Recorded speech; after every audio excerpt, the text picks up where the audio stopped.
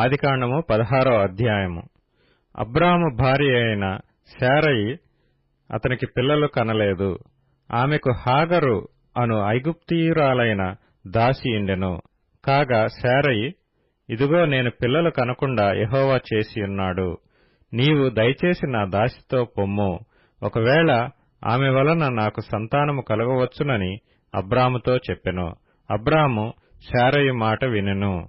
కాబట్టి అబ్రాము కనాను దేశంలో 10 ఏండ్లు కాపురమున్న తరువాత అబ్రాము భార్య అయిన శారయి తన దాసి అయిన హాగరును ఐగుప్తీయురాలిని తీసుకొని తన పెనిమిటి అయిన అబ్రామునకు భార్యగా ఉండునట్లు అతనికిచ్చెను. అతడు హాగరుతో పోయినప్పుడు అది గర్భవతి అయ్యెను. అది తాను గర్భవతినైతినని తెలుసుకొనినప్పుడు దాని యజమానురాలు దాని దృష్టికి నీచమైనదాయెను. అప్పుడు శారయి, నా ఉసురు నీకు తగులును, నేనే నా దాసిని నీ కౌగిటికిచ్చిన తరువాత తాను గర్భవతినైతినని తెలుసుకొనినప్పుడు నేను దాని దృష్టికి నీచమైన దాన్నైతిని. నాకును నీకును యెహోవా న్యాయము తీర్చునుగాక అని అబ్రాముతో అనెను. అందుకు అబ్రాము, ఇదిగో నీ దాసి నీ చేతిలో ఉన్నది, నీ మనసు వచ్చినట్లు దాన్ని చేయమని శారయితో చెప్పెను. శారయి దాని శ్రమ పెట్టినందున ఆమె యొద్ద నుండి అది పారిపోగా యెహోవా దూత అరణ్యములో నీటి బొగ్గ యొద్ద అనగా షూరు మార్గములో బొగ్గ యొద్ద ఆమెను కనుగొని, శారయి దాసి అయిన హాగరు, ఎక్కడ నుండి వచ్చితివి, ఎక్కడకు వెళ్ళుచున్నావని అడిగినందుకు అది నా యజమానురాలైన శారయి యొద్ద నుండి పారిపోవచున్నానెనెను. అప్పుడు యెహోవా దూత, నీ యజమానురాలి యొద్దకు తిరిగి వెళ్లి ఆమె చేతి క్రింద అణిగియుండుమని దానితో చెప్పెను. మరియు యెహోవా దూత, నీ సంతానమును నిశ్చయముగా విస్తరింపచేసెదను, అది లెక్కింపలేనంతగా విస్తారమౌనని దానితో చెప్పెను. మరియు యెహోవా దూత, ఇదిగో యెహోవా నీ మొరను వినెను, నీవు గర్భవతి అయ్యున్నావు, నీవు కుమారుని కని అతనికి ఇష్మాయేలు అను పేరు పెట్టుదువు. అతడు అడవి గాడిద వంటి మనుష్యుడు, అతని చెయ్యి అందరికిని అందరి చేతులు అతనికిని విరోధముగా ఉండును. అతడు తన సహోదరులందరి ఎదుట నివసించునని దానితో చెప్పగా, అది చూచుచున్న దేవుడవు నీవే అను పేరు తనతో మాట్లాడిన యెహోవాకు పెట్టెను. ఏలయనగా నన్ను చూచిన వాని నేనిక్కడ చూచితిని కదా అని అనుకొనెను. అందుచేత ఆ నీటి బొగ్గకు బెయేర్ లహోయి రోయి అను పేరు పెట్టబడెను. అది కాదేషుకును బెరెదుకును మధ్యనున్నది. తరువాత హాగరు అబ్రామునకు కుమారుని కనెను. అబ్రాము హాగరు కనిన తన కుమారునికి ఇష్మాయేలు పేరు పెట్టెను. హాగరు అబ్రామునకు ఇష్మాయేలును కనినప్పుడు అబ్రాము 86 ఏండ్లవాడు. ఆదికాండము 17వ అధ్యాయము. అబ్రాము 99 ఏండ్లవాడైనప్పుడు యెహోవా అతనికి ప్రత్యక్షమై, నేను సర్వశక్తిగల దేవుడను, నా సన్నిధిలో నడుచుచు నిందారహితుడివై యుండుము, నాకును నీకును మధ్య నా నిబంధనను నియమించి నిన్ను అత్యధికముగా అభివృద్ధి పొందించదనని అతనితో చెప్పెను. అబ్రాము సాగిలపడి ఉండగా దేవుడు అతనితో మాట్లాడి, ఇదిగో నేను నియమించిన నా నిబంధన నీతో చేసియున్నాను, నీవు అనేక జనములకు తండ్రివగుదువు, మరియు ఇక మీదట నీ పేరు అబ్రాము అనబడదు, నిన్ను అనేక జనములకు తండ్రినిగా నియమించితిని గనుక నీ పేరు అబ్రాహాము అనబడును. నీకు అత్యధికముగా సంతాన వృద్ధి కలుగచేసి నీలో నుండి జనములు వచ్చునట్లు నియమించుదును, రాజులను నీలో నుండి వచ్చెదరు. నేను నీకును నీ తరువాత నీ సంతానమునకును దేవుడునై ఉండునట్లు నాకును నీకును నీ తరువాత వారి తరములలో నీ సంతతికి నీ మధ్య నా నిబంధనను నిత్య నిబంధనగా స్థిరపరచెదను. నీకును నీ తరువాత నీ సంతతికిని నీవు పరదేశివైన దేశమును అనగా కనానను దేశమంతటిని నిత్య స్వాస్థ్యముగా ఇచ్చి వారి దేవుడనై ఉందునని అతనితో చెప్పెను. మరియు దేవుడు, నీవు మాత్రమే కాక నీ తరువాతి వారి తరములలో నీ సంతతియు నా నిబంధనను గైకొనవలెను. నాకును నీకును నీ తరువాత నీ సంతతికి మధ్య మీరు గైకొనవలసిన నా నిబంధన ఏదనగా, మీలో ప్రతి మగవాడును సున్నతి పొందవలెను. మీరు మీ గోప్యాంగ చర్మమున సున్నతి పొందవలెను. అది నాకు నీకు మధ్యనున్న నిబంధనకు సూచనగా ఉండును. 8 దినముల వయస్సు గలవాడు, అనగా నీ ఇంట పుట్టినవాడైనను నీ సంతానము కాని అన్యుని యొద్ద వెండితో కొనబడినవాడైనను మీ తరములలో ప్రతి మగవాడు మీలో సున్నతి పొందవలెను. నీ ఇంట పుట్టినవాడును నీ వెండితో కొనబడినవాడును తప్పక సున్నతి పొందవలెను. అప్పుడు నా నిబంధన మీ శరీరమందు నిత్య నిబంధనగా ఉండును. సున్నతి పొందని మగవాడు, అనగా ఎవని గోప్యాంగ చర్మమున సున్నతి చేయబడదో అట్టివాడు తన జనులలో నుండి కొట్టివేయబడును. వాడు నా నిబంధనను మీరియున్నాడని అబ్రాహాంతో చెప్పెను. మరియు దేవుడు, నీ భార్య అయిన శారయు పేరు శారయు అనవద్దు, ఏలయనగా ఆమె పేరు శారా. నేనామెను ఆశీర్వదించి ఆమె వలన నీకు కుమారుని కలుగచేసెదను. నేనామెను ఆశీర్వదించెదను. ఆమె జనములకు తల్లి అయి ఉండును. జనముల రాజులు ఆమె వలన కలుగుదురని అబ్రాహాంతో చెప్పెను. అప్పుడు అబ్రాహాము సాగిలపడి నవ్వి, 100 ఏండ్ల వానికి సంతానము కలుగునా? 90 ఏండ్ల శారా కనునా అని మనసులో అనుకొనెను. అబ్రాహాము, ఇష్మాయేలు నీ సన్నిధిని బ్రతుకుననుగ్రహించుము అని దేవునితో చెప్పగా, దేవుడు, నీ భార్య అయిన శారా నిశ్చయముగా నీకు కుమారుని కనును. నీవతనికి ఇస్సాకు అని పేరు పెట్టుదువు. అతని తరువాత అతని సంతానము కొరకు నిత్య నిబంధనగా నా నిబంధనను అతనితో స్థిరపరచెదను. ఇష్మాయేలును గూర్చి నీవు చేసిన మనవి నేను వింటిని. ఇదిగో, నేనతనిని ఆశీర్వదించి అతనికి సంతానాభివృద్ధి కలుగచేసి అత్యధికముగా అతని విస్తరింపచేసెదను. అతడు 12 మంది రాజులను కనును. అతనిని గొప్ప జనముగా చేసెదను. అయితే వచ్చు సంవత్సరము ఈ కాలమందు శారా నీకు కనబోవు ఇస్సాకుతో నా నిబంధనను స్థిరపరచెదనని చెప్పెను. దేవుడు అబ్రాహాంతో మాట్లాడుట చాలించిన తరువాత అతని యొద్ద నుండి పరమునకు వెళ్ళెను. అప్పుడు అబ్రాహాము తన కుమారుడైన ఇష్మాయేలును, తన ఇంట పుట్టిన వారినందరినీ, తన వెండితో కొనబడిన వారినందరినీ, అబ్రాహాము ఇంటి మనుష్యులలో ప్రతి వానిని పట్టుకొని దేవుడు తనతో చెప్పిన ప్రకారము ఆ దినమందే వారి వారి గోప్యాంగ చర్మమున సున్నతి చేసెను. అబ్రాహాము గోప్యాంగ చర్మము సున్నతి చేయబడినప్పుడు అతడు 99 ఏండ్లవాడు. అతని కుమారుడైన ఇష్మాయేలు గోప్యాంగ చర్మము సున్నతి చేయబడినప్పుడు అతడు 13 ఏండ్లవాడు.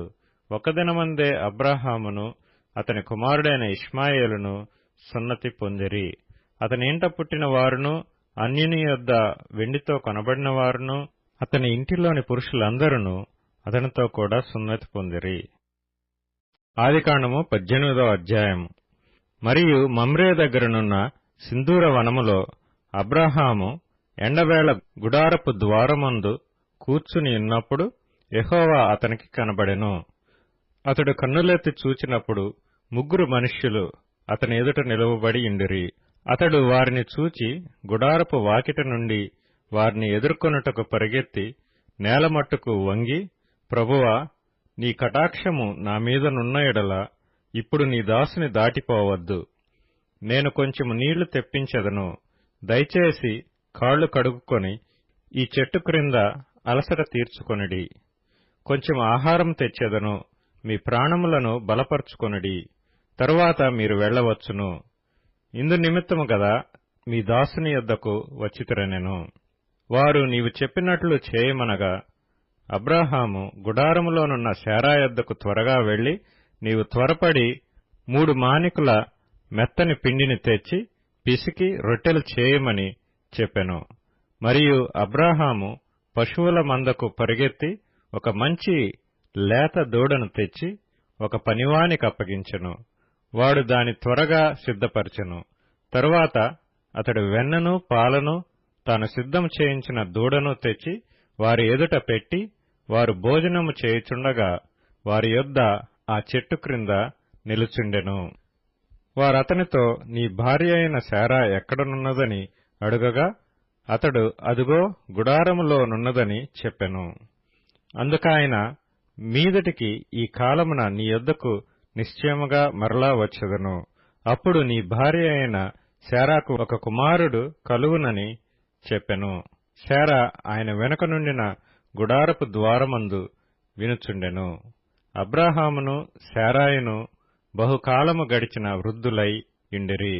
స్త్రీ ధర్మము శారాకు నిలిచిపోయెను గనుక శారా, నేను బలము ఉడిగిన దానినైన తరువాత నాకు సుఖము కలుగునా, నా యజమానుడును వృద్ధుడై ఉన్నాడు కదా అని తనలో నవ్వుకొనెను. అంతటా యెహోవా అబ్రాహాముతో, వృద్ధురాలనైన నేను నిశ్చయముగా ప్రసవించెదనా అని శారా నవ్వనేలా? యెహోవాకు అసాధ్యమైనది ఏదైనానున్నదా? మీదటికి ఈ కాలమున నిర్ణయ కాలమందు నీ యొద్దకు తిరిగి వచ్చెదను. అప్పుడు శారాకు కుమారుడు కలుగుననెను. శారా భయపడి, నేను నవ్వలేదని చెప్పగా ఆయన, అవును, నీవు నవ్వితివనెను. అప్పుడు ఆ మనుష్యులు అక్కడ నుండి లేచి సొదొమ తట్టు చూచిరి. అబ్రాహాము వారిని సాగనంపుటకు వారితో కూడా వెళ్ళెను. అప్పుడు యెహోవా, నేను చేయబోవు కార్యము అబ్రాహాముకు దాచెదనా? అబ్రాహాము నిశ్చయముగా బలముగల గొప్ప జనమగును. అతని మూలముగా భూమిలోని సమస్త జనములను ఆశీర్వదించబడును. ఎట్లనగా యెహోవా అబ్రాహామును గూర్చి చెప్పినది అతనికి కలుగచేయునట్లు తన తరువాత తన పిల్లలను తన ఇంటివారును నీతి న్యాయములు జరిగించుచు యెహోవా మార్గమును గైకొనుటకు అతడు వారికాజ్ఞాపించున్నట్లు నేనతనిని ఎరిగియున్నానెను. మరియు యెహోవా సొదొమ గొమొర్రాలను గూర్చిన మొర గొప్పది గనుకను వాటి పాపము బహు భారమైనది గనుకను నేను దిగిపోయి నా యొద్దకు వచ్చిన ఆ మొర చొప్పున వారు సంపూర్ణముగా చేసిరో లేదో చూచెదను.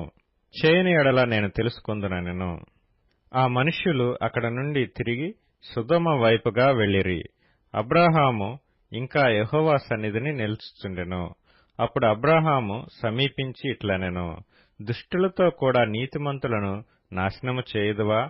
ఆ పట్టణములో ఒకవేళ 50 మంది నీతిమంతులుండిన ఎడల దానిలోనున్న 50 మంది నీతిమంతుల నిమిత్తము ఆ స్థలమును నాశనము చేయక కాయవా?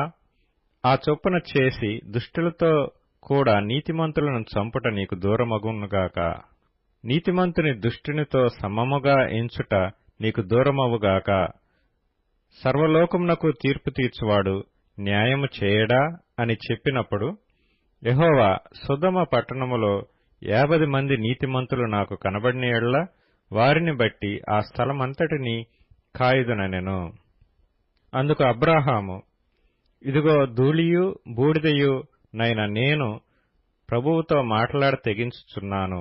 50 మంది నీతిమంతులలో ఒకవేళ 5 తక్కువైతే 5 తక్కువైనందున ఆ పట్టణమంతయు నాశనము చేయదువా అని మరలా అడిగెను. అందుకాయన, అక్కడ 45 నాకు కనబడిన యెడల నాశనము చేయననెను. అతడింకా ఆయనతో మాట్లాడుచు, ఒకవేళ అక్కడ 40 మందియే కనబడుదురేమో అనినప్పుడు ఆయన, ఆ 40 మందిని బట్టి నాశనము చేయక ఇందునని చెప్పగా అతడు, ప్రభువు కోపపడిన యెడల నేను మాట్లాడెదను. ఒకవేళ అక్కడ 30 మందియే కనబడుదురేమో అనినప్పుడు ఆయన, అక్కడ 30 మంది నాకు కనబడిన యెడల నాశనము చేయననెను. అందుకతడు, ఇదిగో ప్రభువుతో మాట్లాడ తెగించితిని, ఒకవేళ అక్కడ 20 మంది కనబడుదురేమో అనినప్పుడు ఆయన, ఆ 20 మందిని బట్టి నాశనము చేయకుందుననగా అతడు, ప్రభువు కోపపడిన యెడల నేనింకొక మారే మాట్లాడెదను. ఒకవేళ అక్కడ 10 మంది కనబడుదురేమో అనినప్పుడు ఆయన, ఆ 10 మందిని బట్టి నాశనము చేయకయుందుననెను. యెహోవా అబ్రాహాముతో మాట్లాడుట చాలించి వెళ్లిపోయెను. అబ్రాహాము తన ఇంటికి తిరిగి వెళ్ళెను. ఆదికాండము 19వ అధ్యాయము. ఆ సాయంకాలమందు ఆ 2 దేవదూతలు సొదొమ చేరునప్పటికి లోతు సొదొమ గవిని యొద్ద కూర్చుండి ఉండెను. లోతు వారిని చూచి వారిని ఎదుర్కొనుటకు లేచి సాష్టాంగ నమస్కారము చేసి, నా ప్రభువులారా, దయచేసి మీ దాసుని ఇంటికి వచ్చి రాత్రి వెళ్లబుచ్చి కాళ్లు కడుగుకొనడి. మీరు పెందలకడ లేచి మీ త్రోవను వెళ్లవచ్చుననెను. అందుకు వారు, అలాగు కాదు, నడివీధిలో రాత్రి వెళ్లబుచ్చదమని చెప్పిరి. అయినను అతడు మిక్కిలి బలవంతము చేసినప్పుడు వారు అతని తట్టు తిరిగి అతని ఇంట ప్రవేశించిరి. అతడు వారికి విందు చేసి పొంగని రొట్టెలు కాల్చగా వారు భోజనము చేసిరి. వారు పండుకొనక ముందు ఆ పట్టణస్థులు అనగా సొదొమ మనుష్యులు, బాలురును వృద్ధులును ప్రజలందరూ నలుదిక్కుల నుండి కూడివచ్చి ఆ ఇల్లు చుట్టవేసి లోతును పిలిచి, ఈ రాత్రి నీ యొద్దకు వచ్చిన మనుష్యులు ఎక్కడా? మేము వారిని కూడినట్లు మా యొద్దకు వారిని వెలుపలికి తీసుకుని రమ్మని అతనితో చెప్పగా, లోతు వెలుపల ద్వారమునొద్దనున్న వారి దగ్గరకు వెళ్లి తన వెనుక తలుపు వేసి, అన్నలారా, ఇంత పాతకము కట్టుకొనకుడి. ఇదిగో, పురుషుని కోడని 2 కుమార్తెలు నాకున్నారు. సెలవైతే వారిని మీ యొద్దకు వెలుపలికి తీసుకుని వచ్చెదను. వారిని మీ మనస్సు వచ్చినట్లు చేయుడి. ఈ మనుష్యులు నా ఇంటి నీడకు వచ్చియున్నారు కనుక వారిని మీరేమీ చేయకూడదని చెప్పినప్పుడు వారు, నీవు అవతలకు పొమ్మన్రి. మరియు వారు, వీడెవడో మనలోనికి పరదేశిగా వచ్చి తీర్పరిగా నుండ చూచుచున్నాడు కాగా వారికంటే నీకు ఎక్కువ కీడు చేసేదమని చెప్పి లోతు అను ఆ మనుష్యుని మీద దొమ్మిగా పడి తలుపు పగలగొట్టుటకు సమీపించిరి. అయితే ఆ మనుష్యులు తమ చేతులు చాపి లోతును ఇంటి లోపలికి తమ యొద్దకు తీసుకుని తలుపు వేసిరి. అప్పుడు వారు పిన్నలు మొదలుకొని పెద్దల వరకు ఆ ఇంటి ద్వారము దగ్గరనున్న వారికి కనుమబ్బు కలుగుచేయగా వారు ద్వారము కనుగొనలేక విసికిరి. అప్పుడు ఆ మనుష్యులు లోతుతో, ఇక్కడ నీకు మరి ఎవరున్నారు? నీ అల్లుని, నీ కుమారులను, నీ కుమార్తెలను, ఈ ఊరిలో నీకు కలిగిన వారినందరినీ వెలుపలికి తీసుకుని రమ్ము. మేము ఈ చోటు నాశనము చేయవచ్చితిమి. వారిని గూర్చిన మొర యెహోవా సన్నిధిలో గొప్పదాయను గనుక దాని నాశనము చేయుటకు యెహోవా మమ్మను పంపెనని చెప్పగా, లోతు బయటకు వెళ్లి తన కుమార్తెలను పెండ్లాడనైయున్న తన అల్లులతో మాట్లాడి, లెండి, ఈ చోటు విడిచిపెట్టి రండి, యెహోవా ఈ పట్టణమును నాశనము చేయబోచున్నాడని చెప్పెను. అయితే అతడు తన అల్లుళ్ల దృష్టికి ఎగతాళి చేయువాని వలె నుండెను. తెల్లవారినప్పుడు ఆ దూతలు లోతును త్వరపెట్టి, లెమ్ము, ఈ ఊరి దోషశిక్షలో నశించిపోకుండా నీ భార్యను, ఇక్కడనున్న నీ 2 కుమార్తెలను తీసుకొని రమ్మని చెప్పిరి. అతడు తడువు చేసెను. అప్పుడు అతని మీద యెహోవా కనికరపడుట వలన ఆ మనుష్యులు అతని చేతిని, అతని భార్య చేతిని, అతని 2 కుమార్తెల చేతులను పట్టుకొని వెలుపలికి తీసుకొని వచ్చి ఆ ఊరి బయట నుంచిరి. ఆ దూతలు వారిని వెలుపలికి తీసుకొని వచ్చిన తరువాత ఆయన, నీ ప్రాణమును దక్కించుకున్నట్లు పారిపొమ్ము, నీవు వెనుక చూడకుము, ఈ మైదానములో ఎక్కడనూ నిలువక నీవు నశించిపోకుండా ఆ పర్వతమునకు పారిపొమ్మని చెప్పగా, లోతు, ప్రభువా, అలాగు కాదు, ఇదిగో నీ కటాక్షము నీ దాసుని మీద వచ్చినది. నా ప్రాణము రక్షించుట వలన నీవు నా ఎడల కనపరిచిన నీ కృపను ఘనపరిచితివి. నేను ఆ పర్వతమునకు తప్పించుకొని పోలేను. ఈ కీడు నాకు సంభవించి చచ్చిపోవుదనేమో. ఇదిగో, పారిపోవుటకు ఈ ఊరు సమీపములో ఉన్నది. అది చిన్నది. నన్నక్కడికి తప్పించుకొని పోనిమ్ము. అది చిన్నది కదా, నేను బ్రతుకుదునని చెప్పినప్పుడు ఆయన, ఇదిగో, నీవు చెప్పిన ఈ ఊరు నాశనము చేయను. ఈ విషయంలో నీ మనవి అంగీకరించితిని. నీవు త్వరపడి అక్కడికి తప్పించుకొని పొమ్ము. నీవక్కడ చేరు వరకు నేనేమియూ చేయలేననెను. అందుచేత ఆ ఊరికి సోయరు అను పేరు పెట్టబడెను. లోతు సోయరుకు వచ్చినప్పుడు ఆ దేశమున సూర్యుడు ఉదయించెను. అప్పుడు యెహోవా సొదొమ మీదను గొమొర్రా మీదను యెహోవా యొద్ద నుండి గంధకమును అగ్నిని ఆకాశము నుండి కురిపించి ఆ పట్టణములను, ఆ మైదానమంతటిని, ఆ పట్టణములలో నివసించిన వారినందరినీ, నేల మొలకలను నాశనము చేసెను. అయితే లోతు భార్య అతని వెనుక నుండి తిరిగి చూచి ఉప్పు స్తంభమాయెను. తెల్లవారినప్పుడు అబ్రాహాము లేచి తాను యెహోవా సన్నిధిని నిలిచిన చోటికి వచ్చి సొదొమ గొమొర్రాల తట్టును, ఆ మైదానపు ప్రదేశము యావత్తును చూడగా అదిగో ఆ ప్రదేశపు పొగ ఆవము పొగవలె లేచుచుండెను.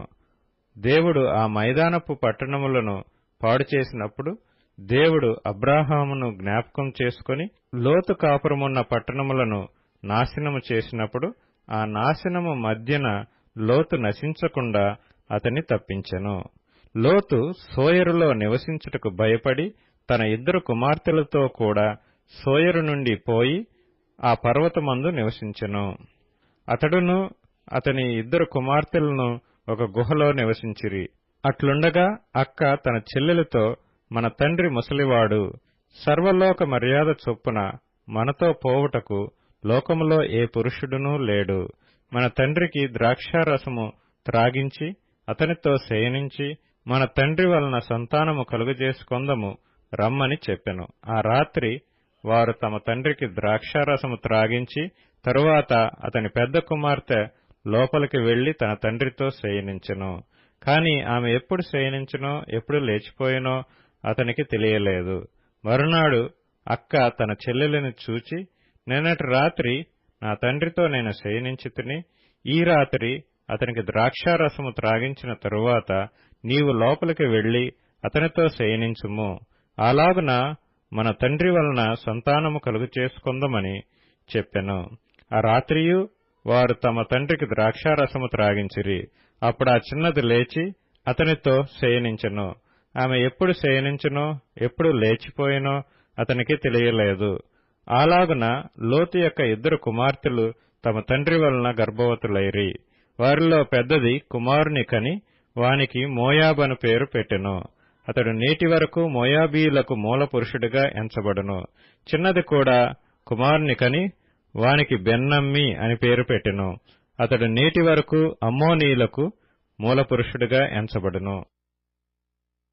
ఆదికాండము 20వ అధ్యాయము. అక్కడ నుండి అబ్రాహాము దక్షిణ దేశమునకు తరలిపోయి కాదేశుకును షూరుకును మధ్య ప్రదేశములో నివసించి గెరారులో కొన్నాళ్లు ఉండెను. అప్పుడు అబ్రాహాము తన భార్య అయిన శారాను గూర్చి, ఈమె నా చెల్లెలని చెప్పెను. గనుక గెరారు రాజైన అబీమెలెకు శారాను పిలిపించి తన ఇంట చేర్చుకొనెను.